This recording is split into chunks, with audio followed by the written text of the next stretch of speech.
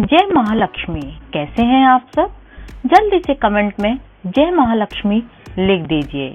माता लक्ष्मी आपकी सारी मनोकामनाएं पूर्ण करे और माता लक्ष्मी की कृपा से आपको सुख, संपत्ति और ऐश्वर्य की प्राप्ति हो। तो जैसा कि हम जानते हैं, मार्गशीर्ष का महीना प्रारंभ हो चुका है और 10 नवंबर यानी कि दिन गुरुवार, प्रतिपदा तिथि को मार्गशीर्ष मास का प्रथम गुरुवार है और गुरुवार को माता महालक्ष्मी का व्रत रखा जाता है और व्रत रखने और इस दिन माता लक्ष्मी की कथा सुनी जाती है। इसे सुनने और पढ़ने से दुख दरिद्रता दूर हो जाती है और श्री महालक्ष्मी माता की कृपा से सुख, संपत्ति, ऐश्वर्य की प्राप्ति होती है और मन की इच्छा पूरी होती है। श्री महालक्ष्मी के अनेक रूप तथा नाम हैं। तल में बेछाया, शक्ति, तृष्णा, शांति, जाति, लज्जा, श्रद्धा, कांति, वृत्ति, स्मृति, दया, तुष्टि, माता, अधिष्ठात्री एवं लक्ष्मी के रूप में स्थित हैं। मैं उन्हें प्रणाम करती हूँ। कैलाश पर्वत पर पार्वती, क्षीर सागर में सिंधु कन्या, स्वर्गलोक में महालक्ष्मी, भूलोक में लक्ष्मी, ब्रह्मलोक में सावित्री, ग्वालों में राधिका, वृंदावन में रासेश्वरी, चंदन वन में चंद्रा, चंपक वन में गिरजा, पद्म वन में पद्मा, मालती वन में मालती, कुंदन वन में कुंदंती, केतकी वन में सुशीला, कदम्ब वन में कदम्बमाला, राजप्रसाद में राजलक्ष्मी और घर घर में गृहलक्ष्मी इन विभिन्न नामों से पहचानी जाती हैं। और आइए अब मैं आपको सुनाती हूँ माता लक्ष्मी की कथा। इसे सुनने मात्र से सारे सुखों की प्राप्ति होती है और मन की इच्छा पूरी होती है, जो कि इस प्रकार है। द्वापर युग की बात है और ये भारत के सौराष्ट्र देश की कहानी है। सौराष्ट्र में उस समय भद्रशवा नाम के राजा थे। वे बड़े पराक्रमी थे। 4 वेद, 6 शास्त्र, 18 पुराणों का उन्हें ज्ञान था। उनकी रानी का नाम सूरज चंद्रिका था। रानी दिखने में बहुत सुंदर और सुलक्षणा और पतिव्रता स्त्री थी। उन दोनों को 7 पुत्र और उसके बाद एक कन्या का वरदान मिला था। कन्या का नाम श्यामबाला था। एक बार महालक्ष्मी जी के मन में आया कि जाकर उस राजा के राजमहल में रहा जाए। इससे रानी को दुगनी धन दौलत की प्राप्ति होगी और वह इस धन दौलत से अपनी प्रजा को और सुख दे पाएगा।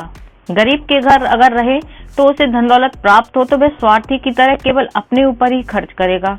यह सोचकर श्री महालक्ष्मी ने बूढ़ी ब्राह्मण स्त्री का रूप धारण किया। हाथ में लाठी लिए हुए लाठी के सहारे रानी के द्वार तक पहुंची और माता लक्ष्मी ने बूढ़ी औरत का रूप धारण किया था, पर उनके चेहरे पर देवी का तेज था। उन्हें देखते ही एक दासी सामने आई। उसने इनका नाम, धाम, काम, धर्म, कर्म पूछ डाला। वृद्ध ब्राह्मण का रूप धारण करने वाली माँ लक्ष्मी ने कहा, बालिके, मेरा नाम कमला है। मेरे पति का नाम भुवनेश है। हम द्वारका में रहते हैं। तुम्हारी रानी पिछले जन्म में एक वैश्य की पत्नी थी। वह वैश्य बहुत गरीब था। दरिद्रता के कारण हर रोज घर में झगड़े होते थे तथा उसका पति उसे रोज मारता था। इन बातों से तंग आकर वह घर छोड़कर चली गई और वन और जंगल में खाली पेट भटकती रही। इसकी इस दुर्दशा पर मुझे दया आई। तब मैंने उसे सुख संपत्ति देने वाली श्री महालक्ष्मी जी की कथा सुनाई। मेरे कहने पर उसने माँ लक्ष्मी जी का व्रत किया। इससे श्री महालक्ष्मी जी प्रसन्न हुई और उसकी गरीबी दूर हो गई। उसका घर संसार दौलत, संतति, संपत्ति से भर गया। कुछ दिन बाद पति पत्नी दोनों परलोक सिधार गए। तो लक्ष्मी जी का व्रत करने के कारण वे लक्ष्मी लोक में रहे। उन्होंने जितने साल महालक्ष्मी जी का व्रत किया उतने हजारों साल उन्हें सुख मिला। इसी कारण इस जन्म में उसका जन्म राजघराने में हुआ है, परंतु वह श्री महालक्ष्मी का व्रत करना भूल गई है। उसे मैं यह याद दिलाने यहाँ आई हूँ। बुढ़िया की बातें सुनकर दासी ने उन्हें प्रणाम किया तथा श्री महालक्ष्मी जी का व्रत किस तरह किया जाए इस बारे में वह बुढ़िया से पूछने लगी। बुढ़िया रूप धारण किए हुए श्री महालक्ष्मी माता ने दासी को सारी पूजा की विधि तथा महिमा बताई। इसके बाद वह दासी माता को प्रणाम करके रानी को बताने अंदर चली गई। राज भवन में रहते हुए रानी को अपने ऐश्वर्य का बहुत घमंड था। संपत्ति तथा अधिकार की वजह से वह उन्मत्त हो गई थी। दासी द्वारा बताई गई बुढ़िया की बातें सुनकर वह आग बबूला हो गई। आग बबूला होकर वह राजद्वार पर आकर बुढ़िया रूपी श्री महालक्ष्मी पर बरस पड़ी। उसे ये मालूम नहीं था कि श्री महालक्ष्मी माता बुढ़िया का रूप धारण करके उसके द्वार तक आई है, परंतु रानी का इस तरह का रूखा बर्ताव देखकर और अपना अनादर देखकर माता लक्ष्मी ने वहां रुकना ठीक नहीं समझा। वे वहां से चल पड़ी। रास्ते में उन्हें राजकुमारी श्यामबाला मिली। उन्होंने श्यामबाला को सारी बात बताई।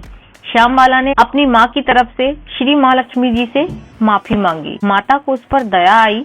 उन्होंने श्यामबाला को श्री महालक्ष्मी जी के व्रत के बारे में बताया। उस दिन अगहन यानी मार्गशीर्ष माह का पहला गुरुवार था। श्यामबाला ने परम श्रद्धा से श्री महालक्ष्मी जी का व्रत रखा।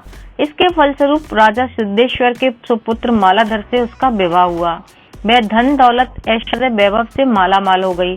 पति के साथ ससुराल में आनंद से दिन बिताने लगी। इधर श्री महालक्ष्मी जी का रानी पर बड़ा ही प्रकोप हुआ। इसके फलस्वरूप राजा भद्रसभा का राज्य एवं कारोबार नष्ट हो गया। यहाँ तक कि खाने के भी लाले पड़ गए। ऐसे हालात में एक दिन रानी ने राजा से निवेदन किया, हमारा दामाद इतना बड़ा राजा है, धनवान है, ऐश्वर्यशाली है, क्यों न हम उसके पास जाएं, अपना हाल उसे बताएं, वह जरूर हमारी मदद करेगा। इस पर राजा भद्रसभा दामाद के पास चल दिए। राज्य में पहुंचकर एक तालाब के किनारे थोड़ी देर विश्राम करने के लिए ठहर गए। तालाब से पानी लेने आते जाते दासियों ने उन्हें देखा। दासियों ने विनम्रता से उनकी पूछताछ की। जब उन्हें पता चला कि ये रानी श्यामबाला के पिता हैं, वे दौड़ते हुए जाकर उन्होंने रानी को सारी बात बताई। रानी ने दासी के हाथ राज परिधान भेजकर बड़े ठाट से उनका स्वागत और आदर सत्कार किया, खान पान करवाया। जब भी लौटने लगे तो सोने की मोहरों से भरा हुआ घड़ा दिया। राजा भद्रसभा जब वापस लौटे तो उन्हें देखकर रानी शरदचंद्रिका खुश हो गई। उन्होंने सोने की मोहरों से भरे घड़े का मुंह खोल दिया, पर हाय भगवान, घड़े में धन के बदले कोयला मिला। यह सब श्री महालक्ष्मी जी के प्रकोप से हुआ है। इस प्रकार दुर्दशा में और कई दिन बीत गए। इस बार रानी स्वयं अपनी कन्या के पास गई। वह दिन अगहन माह का अंतिम गुरुवार था। श्यामबाला ने श्री महालक्ष्मी जी का व्रत किया, पूजा की और अपनी माता से भी व्रत करवाया। इसके बाद रानी अपने घर आई। श्री महालक्ष्मी जी का व्रत रखने पर उसे फिर से अपना राजपाट, धन दौलत, ऐश्वर्य प्राप्त हुआ। वह फिर से सुख शांति आनंद में जीवन बिताने लगी। कुछ दिनों बाद राजकन्या श्यामबाला अपने पिता के घर आई। उसे अपने घर देखकर शरदचंद्रिका को पुरानी बातें याद आई। यही कि श्यामबाला ने अपने पिता को घड़ा भरकर कोला दिया था और उसे तो कुछ भी नहीं दिया था। इसी कारण श्यामबाला को पिता के घर आने पर उसका कोई आदर सत्कार नहीं हुआ, बल्कि अनादर हुआ। पर उसने इस बात का बुरा नहीं माना। अपने घर लौटते समय उसने पिता के घर से थोड़ा सा नमक ले लिया। अपने घर लौटने पर उसके पति ने पूछा, अपने मायके से क्या लाई हो? इस पर उसने जवाब दिया, वहाँ का सार लाई हूँ। पति ने पूछा, इसका क्या मतलब हुआ? श्यामबाला ने कहा, थोड़ा धीरज रखो, सब मालूम हो जाएगा। उस दिन श्यामबाला ने सारा भोजन नमक डाले बिना ही बनाया और परोस दिया। पति ने खाना चखा। सारा खाना बिना नमक के था, इसलिए स्वाद नहीं आया।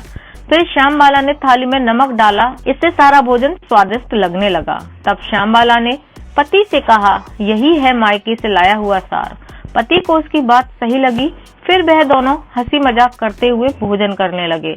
कहा जाता है कि इस तरह जो कोई श्रद्धा भाव से श्री महालक्ष्मी जी का पूजन करता है, उसे माता लक्ष्मी की कृपा प्राप्त होती है, सुख संपत्ति और शांति की प्राप्ति होती है और सारी मनोकामनाएं पूरी होती हैं।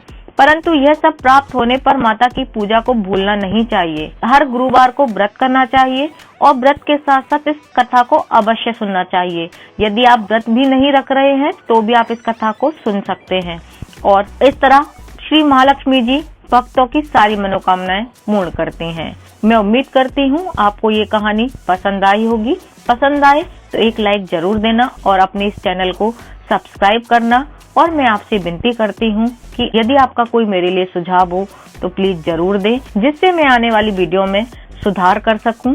मिलती हूँ फिर एक नई जानकारी के साथ। तब तक के लिए जय महालक्ष्मी।